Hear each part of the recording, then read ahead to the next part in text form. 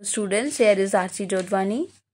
आज हम बात करेंगे skill education yoga subject code 841 class 12th page number 14 types of asana में स्टैंडिंग आसन दैट इज कटी चक्र आसन वेस्ट रोटेटिंग पोज।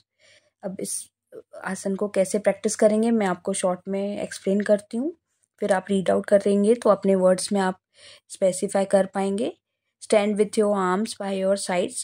पहले आपको सीधे खड़े हो जाना है, हाथ सीधे रखते हुए, फीट्स में थोड़ा सा अंतर करते हुए और shoulders apart. Raise your arms to shoulder height before twisting your body to the right. आप पिक्चर में देख सकते हैं आपका लेफ्ट हैंड जो है वो शोल्डर पे रखना है और राइट हैंड कमर के ऑपोजिट साइड।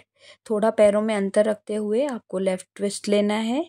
अपनी चिन को राइट शोल्डर पे टच करते हुए ऑपोजिट लेग को देखने का प्रयास करना है, ऑपोजिट फीट को।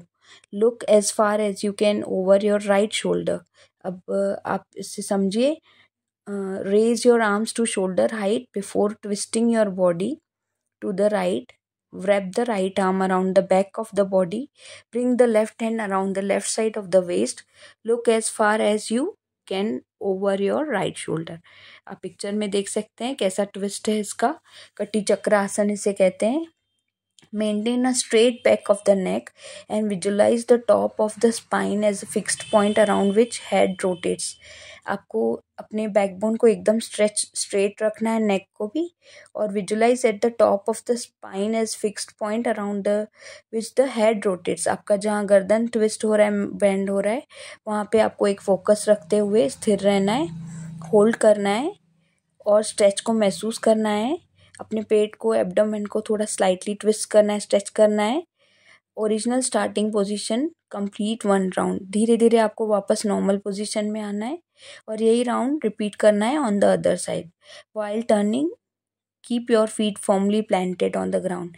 इसमें आपको पैरों में जो अंतर है वो एकदम प्रॉपर रखते हुए, इक्वल लेवल में रखते हुए, फॉर्मली स्थिर होते हुए उसके बाद ये ट्विस्ट लेना है, स्ट्रेच लेना है। Don't overwork yourself.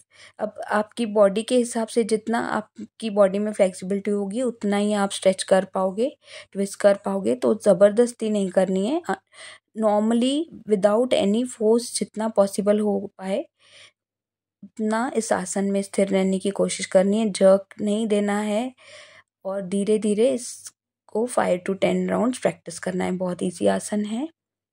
इसके बेनिफिट्स क्या हैं देखते हैं। Tones the neck, shoulder, waist, back.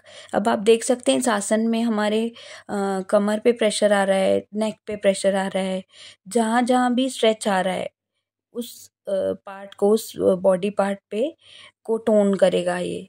And हिप्स and good for treating back stiffness and postural difficulties.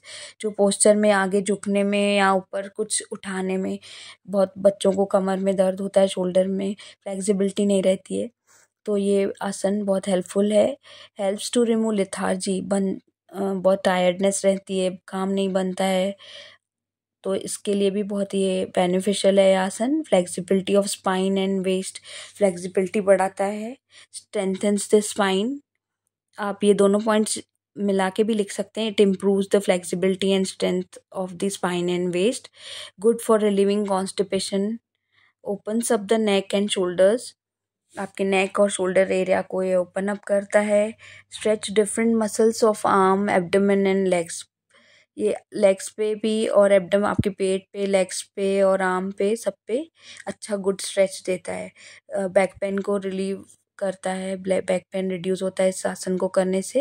Relaxing and twisting action generates a feeling of lightness and can be done at any time during the day to relieve physical and mental tension. आप बहुत ज़्यादा time पढ़ रहे हो, continuously बैठे हो, तो आप बीच में उठ के ऐसे लेफ्ट राइट 2-4 मूवमेंट्स लेंगे तो आपको बहुत अच्छा फील आएगा।